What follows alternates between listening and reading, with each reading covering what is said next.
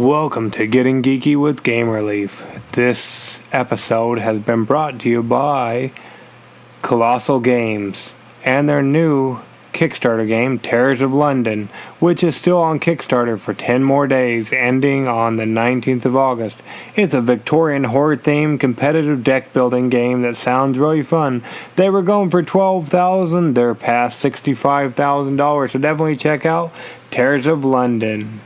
Now, just a little bit before we get on with the episode, I wanted to explain something new that we'll be doing on Getting Geeky with Game Relief, thanks to one of our fans who shouted something out to us. It is a new way, instead of interrupting the interview as we've been doing for the last couple weeks, we will now be bringing you Kickstarter Corner before the interview.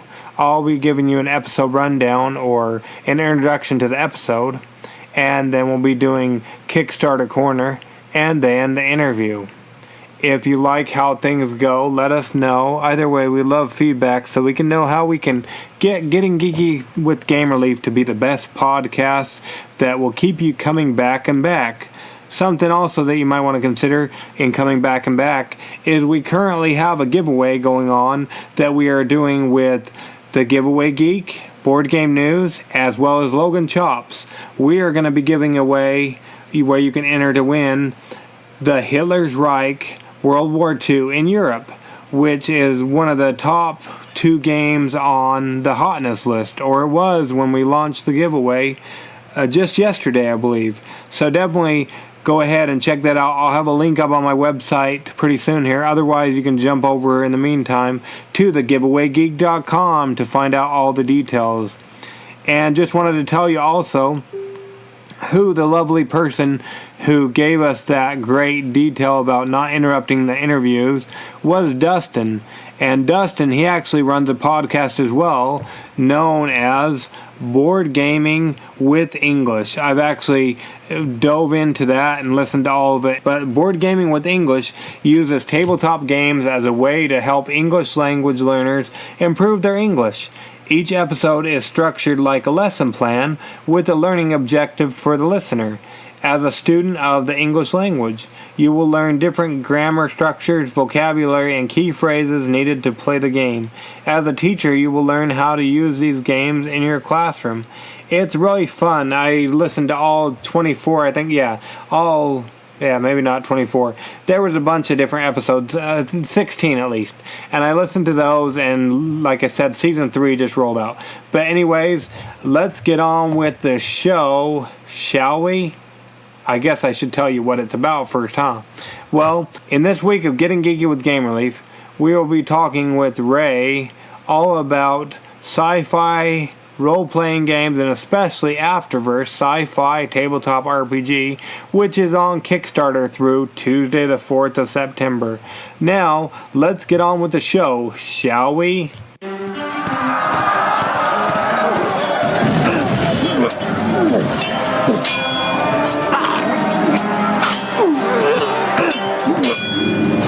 Getting Geeky with Gamer Leaf, the podcast in which one man strives to level up his geekhood and helping you do the same, one battle at a time.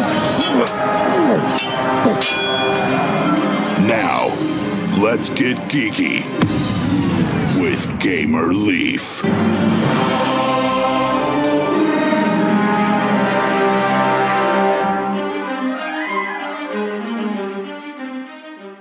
What is this place? What is it doing here in the Leafs computer? Oh, it's Kickstarter Corner with the Leafs. What is it doing here? Oh, it's Kickstarter. Oh, hey. Yeah, welcome to Kickstarter Corner. I'm Game Relief, as you know. First off, we've got a game that is finishing up on Kickstarter. By the time you hear this episode, it'll have less than 24 hours to go. But first off, it's Incoming Transmission, a cooperative sci-fi pixel board game. Incoming Transmission is a 16-bit inspired cooperative puzzle game for 2 to 5 players or more, and it lasts about 10 to 30 minutes. It's by the designer of Fire of Eidolon. I definitely encourage you to go check out the pixelated meeples as well as the box to the game.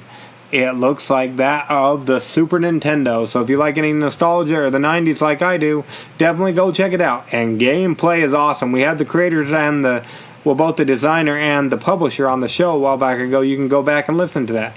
Somebody else you can also listen to is one of the designers of Villains and Henchmen, which is also on Kickstarter. Villains and Henchmen is a board game for 1 to 4 players, where you get to be the bad guys.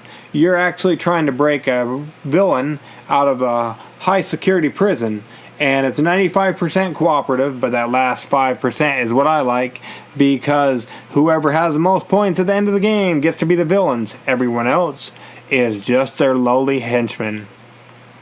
This one runs through the 19th of August, so you got 9 more days, a little bit over a week to go ahead and get on this one. I would definitely check out Villains and Henchmen by Ravensdale Publishing on Kickstarter. Like usual, we'll leave all the links in the show notes. Another one that has about 9 days to go is Dungeon Delve. Number 2, Dungeons of the Dreadworm.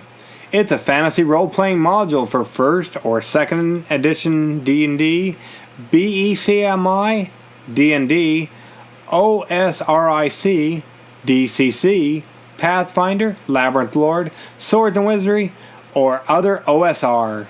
So definitely check this one out. They're over 500, almost over 600% of their goal, and there's still 9 days to go, like I said, ending on the 19th of August. I love the art of this game, or this adventure, whatever you want to call it. So definitely check out that. You like role-playing games? Then you also probably want to check out Necrotopia, Handbook of the Apocalypse. Necrotopia is a pen and paper role-playing game. They're releasing a complete 30-page color rule set book with original artwork. We had Keenan on the show a while back ago to talk about this.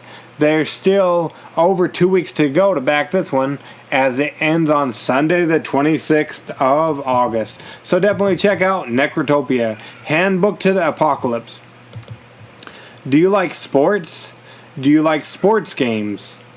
Well, you should definitely check out All-Star Lineup Baseball. It's a fast-paced tabletop baseball game in which you go head-to-head or solo baseball action on your tabletop. And what I like about this game is we had the creator on. If you didn't hear Wednesday's show, go back and listen to it. We talked to Craig all about it. And it's awesome because everything is right there in front of you. And there's also dice. It sounds like it's all explanatory, where you don't have to keep referring back and forth to the rule book.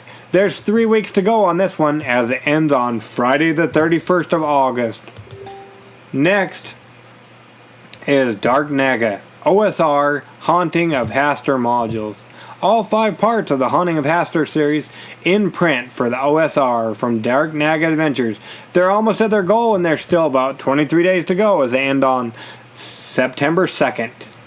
And so that's awesome. And one latest thing before we get on with the show, the interview in progress. I know she'll probably never listen to this, but I wanted to wish Lady Leaf a happy anniversary from the bottom of my heart, as that's coming up soon as well. So happy anniversary for a lot of great years and many more to come. Anyways, let's dive into the interview, shall we? Now, let's get geeky with Gamer Leaf. In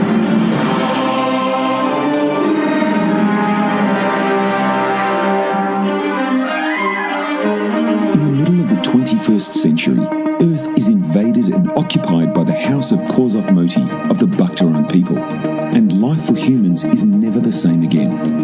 When we finally overcome our Baktaran oppressors, we humans take our place among the races of the galaxy, among the Baktarans and the insectoid Vorans and the Gooey Goo, newcomers to space like us. We explore new systems through the warp bridges, a network of paired singularity wormholes built by an unknown ancient race. We settle new worlds and make contact with alien races across the Orion arm of the Milky Way galaxy. As we find ways to expand beyond the Orion arm, even more alien stellar empires and galactic threats await us.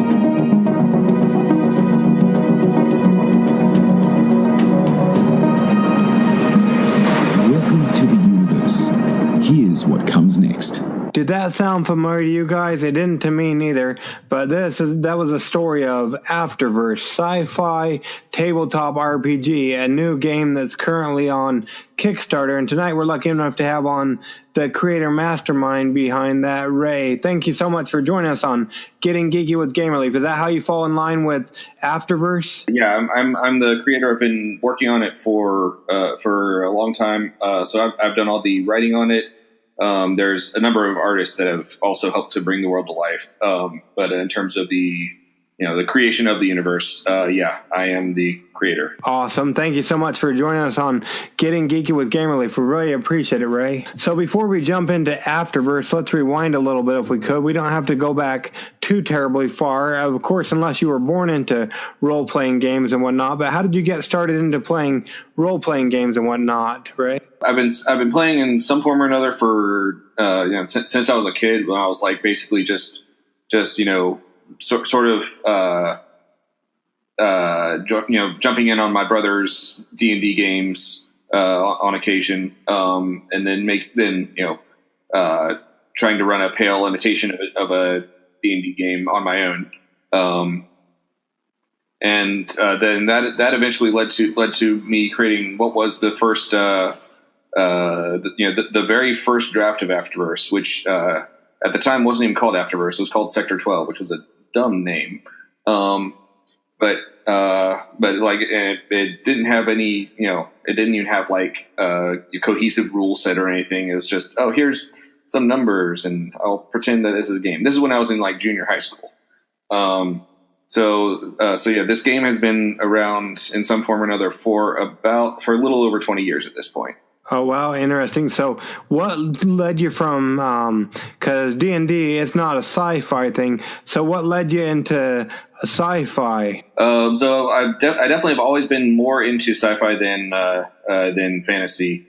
Like I love Star Trek since I was catching reruns on TV, and then got into Deep Space Nine and Voyager. And then pretty much every sci-fi series since then that I could get my hands on, I have, all the way up through like, Stargate and Farscape and Firefly and Battlestar Galactica and everything. And most recently The Expanse, which is easily my favorite show on right now. And it also is probably the most similar universe to Afterverse, in terms of the level of, in terms of the setting and the story, it definitely has a lot in common with The Expanse. Okay, maybe there's other people that have been sleeping under a rock for a while, like myself, or just are unaware of what The Expanse is, like myself. What can you tell us about that show? So, The Expanse is it's sort of a hard sci-fi. It's a more realistic take on the sci-fi genre. So The Expanse is set almost entirely just within our solar system. It's all humans. There's Earth and Mars, and the Belters are like the three main factions, and it's all about their interactions with each other and everything. But what I love about it is how how well it handles space. There's no artificial gravity. If there's gravity, it's because they're under thrust, or they're on a planet, or they're spinning. There's no faster than light travel. Until they find some alien technology, and there is, but spoilers, I guess. And all sorts of other tiny details that just work their way into every episode. It's just a fantastic show if you like space. Awesome. Yeah, I remember when I growing up, I remember watching the different Star Treks. I wasn't necessarily into sci-fi, but I always liked to watch Star Trek, and I think I watched Deep Space Nine or whatnot. Is this a long-running series, or how long has you called it The Expanse? How long has that been going? The Expanse just finished up its third season. And it's moving from Sci-Fi to Amazon for season 4. Fans, I guess Star Trek and the other ones haven't been closely as related to this solar system. Then, most Sci-Fi shows like they are they're in warp drive, and you go to a planet in another solar system, and the Expanse is it's all set within the solar system that we know. And just exploring that instead of going to a different planet every week. Awesome. The word on the street is you have a new game or role-playing game on Kickstarter called Afterverse Sci-Fi Tabletop RPG. What can you tell us about that, Ray? The Afterverse, as you may have heard in the opening a few minutes ago, it's set in the future after Earth has been occupied by Bactrians. Which are an alien race, and after they occupy us, we eventually shake off our chains, and then go take our place in the wider universe, and become our own people in the galaxy, so there are a number of unique things about it. The first thing is that that history I described, that's not backstory. You can set your game at any point during that history. You can set it during the Bactron occupation. You can set it in the aftermath of that, when when everyone's there's all sorts of internal politics and investigations, and picking up the pieces from the occupation. And you can set it when we're first starting to take our steps out into the galaxy. You can set it when we're a little bit later, when we go to war with the Bactrons again, or after that, when we all become unified in the unification charter, or after that, there's this whole history. You can set your game at any point during this, and there's evolving cultures, evolving events, war, peace, all that changes as the timeline evolves. And there's stats included for all those things. Awesome. Now, how does this? Have you played other RPGs set in sci-fi? Then, I played a few. I've played Eclipse Phase. I've played which that's more of a transhumanism focused game. And but what I've mostly played is Shadowrun. I used to run Shadowrun events at conventions for Catalyst, and so Shadowrun is that was actually the catalyst, pun intended, of me creating Afterverse, or the current version of Afterverse, I should say, because I was all the experience I gained running games for a bunch of different players, this that helped me learn. Here's how all sorts of different players do these things, and so a lot of that experience went into designing the Afterverse game system. And so 20 years, that's got to be a lot of play testing. What have you had to scrap that wouldn't work to make it where it is today? Well, I mean, like I said, when I was first creating this as a kid, it was it didn't even have a cohesive game system. So it wasn't until probably about somewhere between 5 and 7 years ago that it first started to take a form that you would even recognize as the modern game, where it has a D6 bank system where it's based on a lot of D6s, like Shadowrun is, and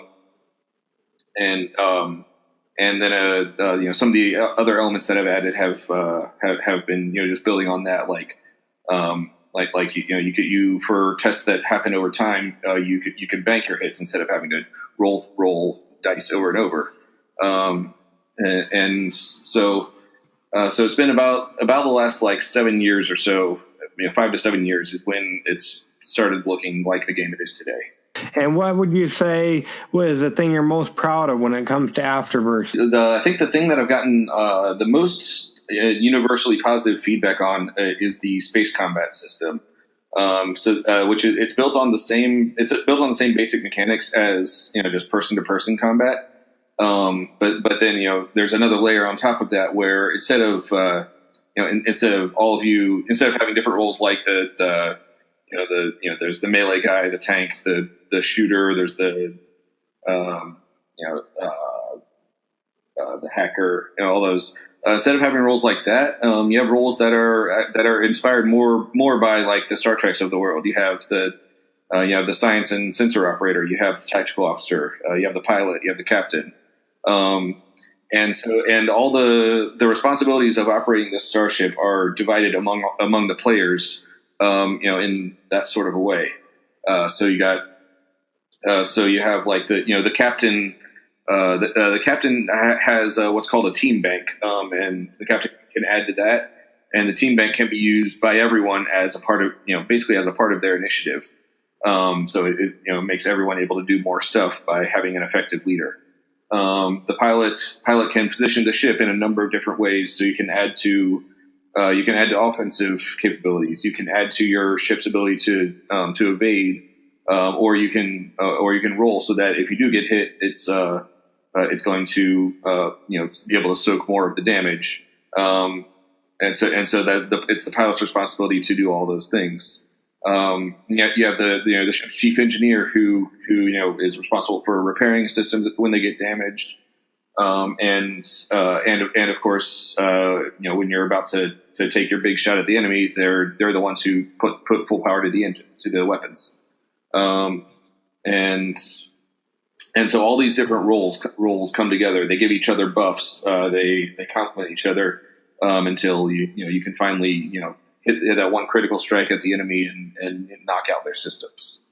And so that is it's definitely my favorite part of the system. It's the part that everyone, almost every playtester that has tried it has they've all liked it. They've all said it's a unique approach to the genre that they've never played before. And so yes. In terms of what is the aspect of it that I'm most proud of, it's definitely that. Awesome. Yeah, that sounds pretty cool. Okay, yeah, going along with that whole thing, what about character creation? How does that look in Afterverse? So the character creation it's fundamentally a point-buy system. There's you have a couple of different parts of it. The first thing is you have to create. You obviously have to choose your race, but you also have to choose your culture. This is going to affect a number of things, mostly what technology you have available.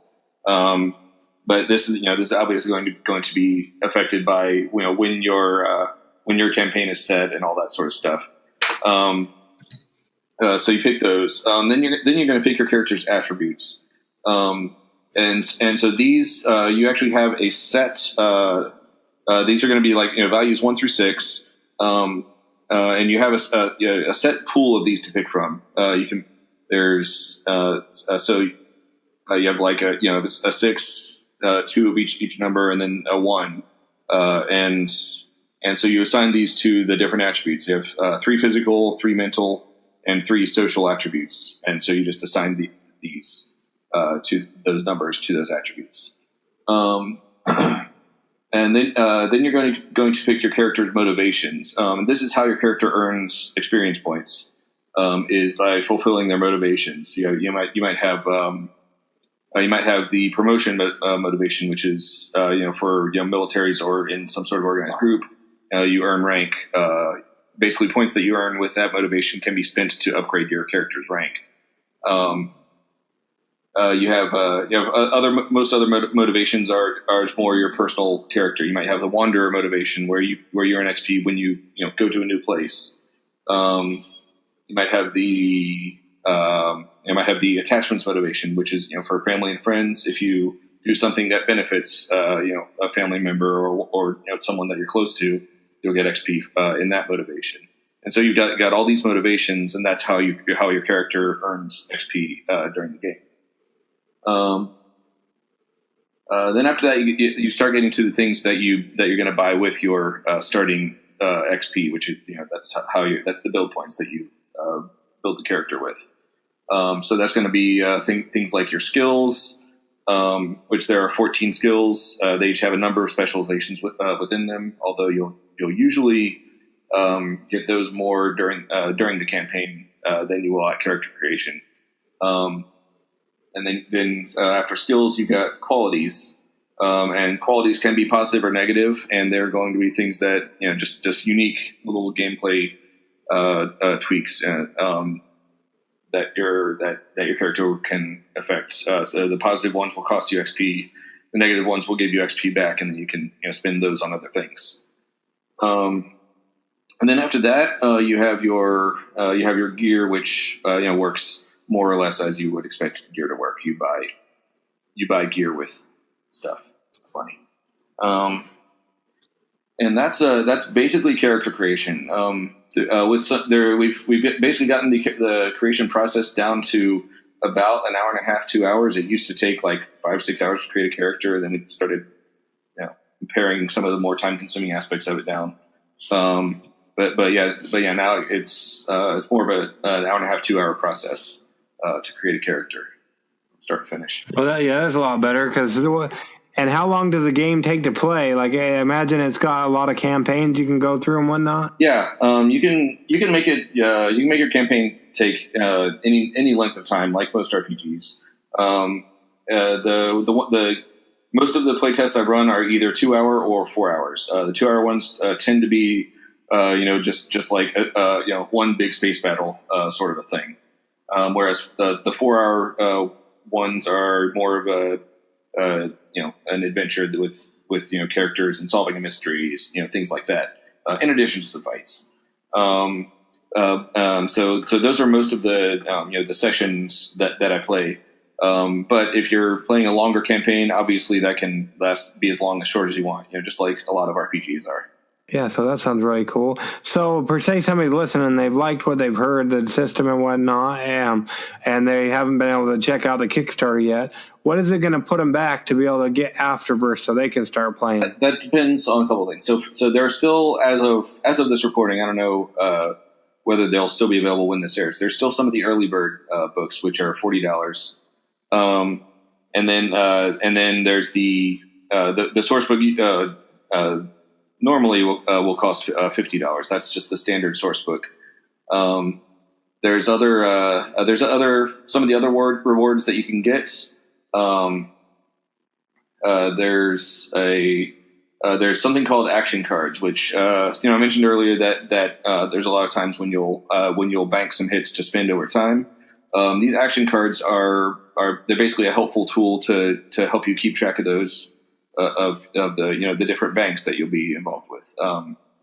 So there's one for initiative. There's one for how much you've charged up this system. There's one for one for how well you've positioned the ship for a specific thing.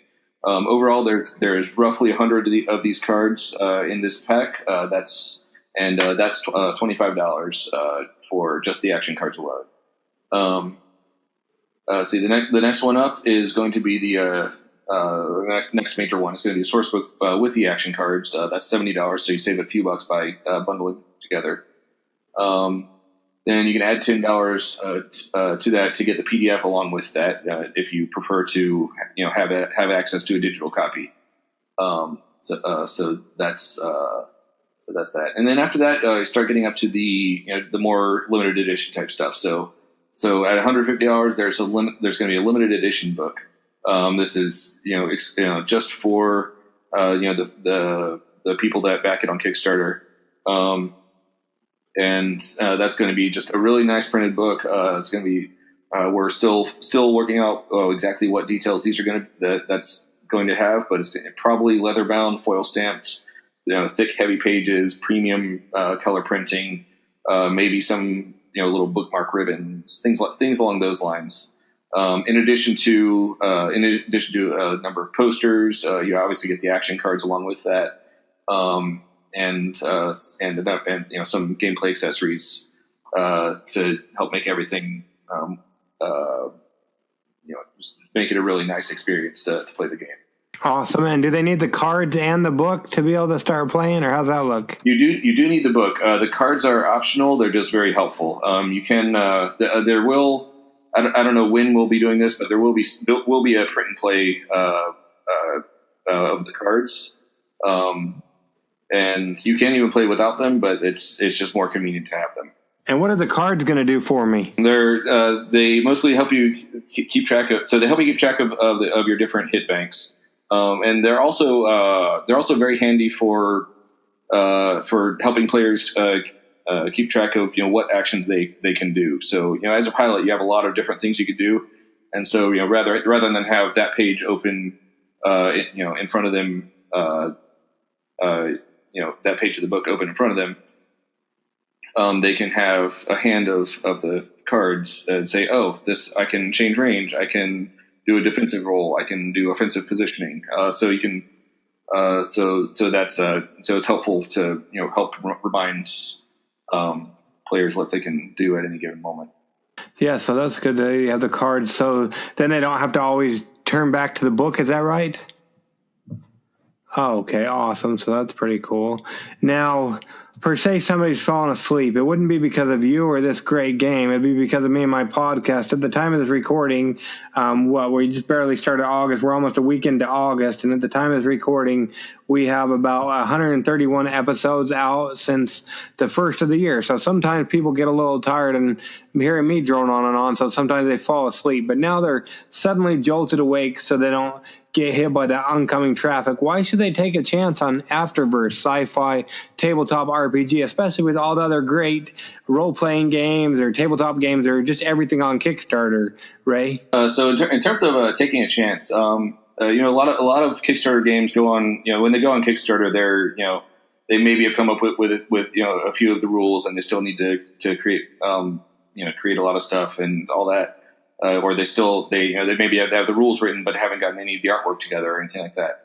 Afterverse is very close to being finished. The delivery on we're expecting to be delivering our books and the cards and the PDFs. We're expecting that in October or at the very latest November of this year. We basically just need to do like a final editing pass. A little bit more art and the graphic design work of the book. That's basically what the Kickstarter is funding. Once this is funded, there is pretty much a 0% chance that we're not going to deliver in a timely fashion. We're pretty much just there. Well, that's pretty good. That's awesome. So yeah, just a little bit of, I guess, book work maybe, or just a little bit of things here and there. Yeah. Well, that's pretty cool. Awesome. And you said they'll get it end of the year, October or whatnot, November? We're estimating delivery in October. Might go to November if there's some unforeseen difficulties. But yeah, absolutely by November-ish. And what about the PDF? Will that come about the same time if people only get the PDF? Yeah, it'll come roughly the same time, possibly a little bit sooner just because of shipping. But yeah, it'll be about the same time. So there you go. There you have it. So that's awesome. Now, I know you didn't have much time since when we contacted you, but you said you were out one of our podcasts. But the next portion of the podcast, I don't know if you were able to listen to a whole one or not, but the next portion is called Adventures in Application Acquisition, where we talk about an app, be it for your cell phone, your tablet, your computer, or even a video game. And it doesn't even necessarily have to be related to tabletop RPGs or sci-fi or anything like that. Is there an app you use a lot of that we can talk about for a moment, Ray? How about a Reddit client?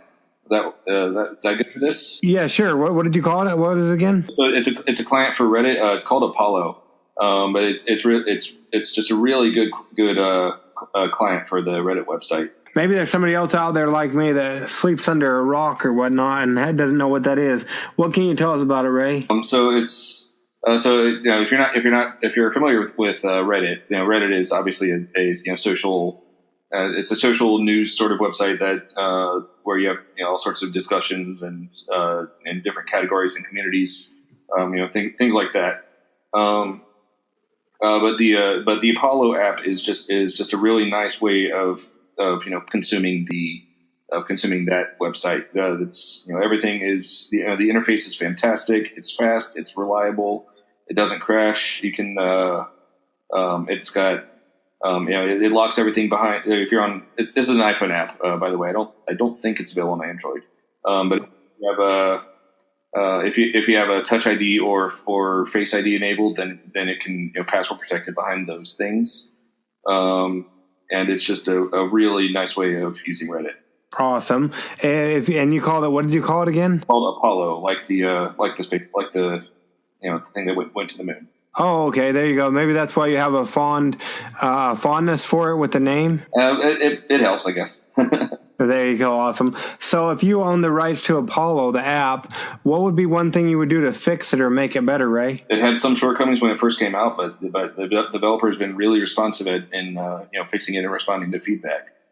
So at this point, I can't think of anything that I really don't like about it.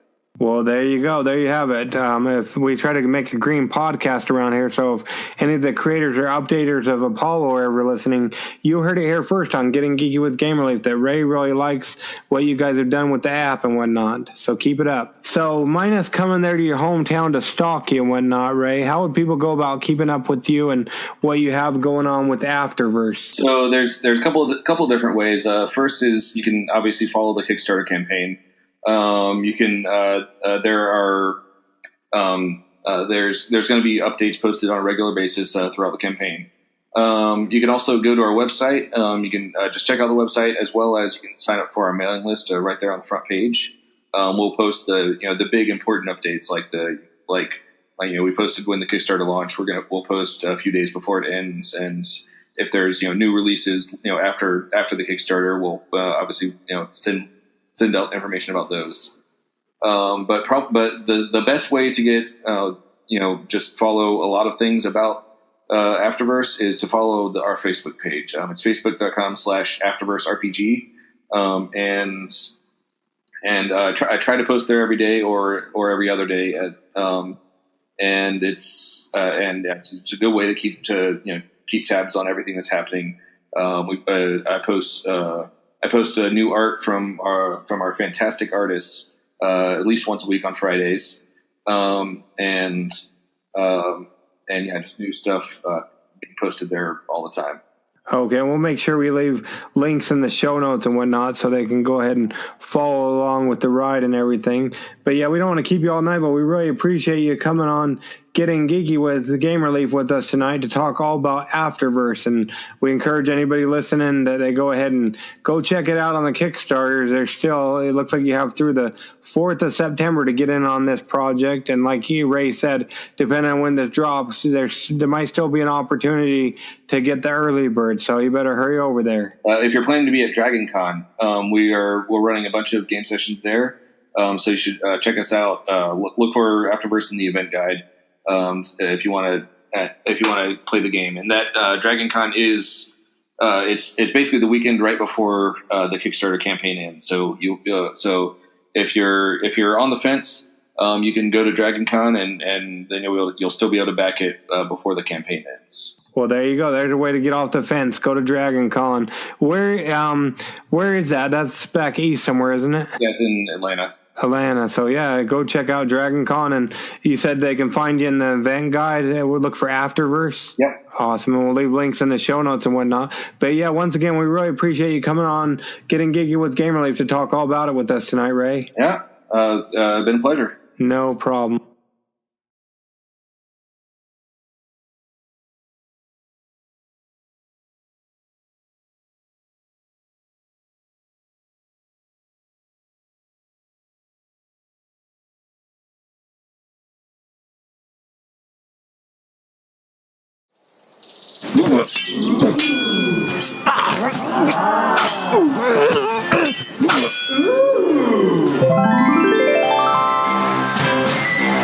Gamer Leaf levels up.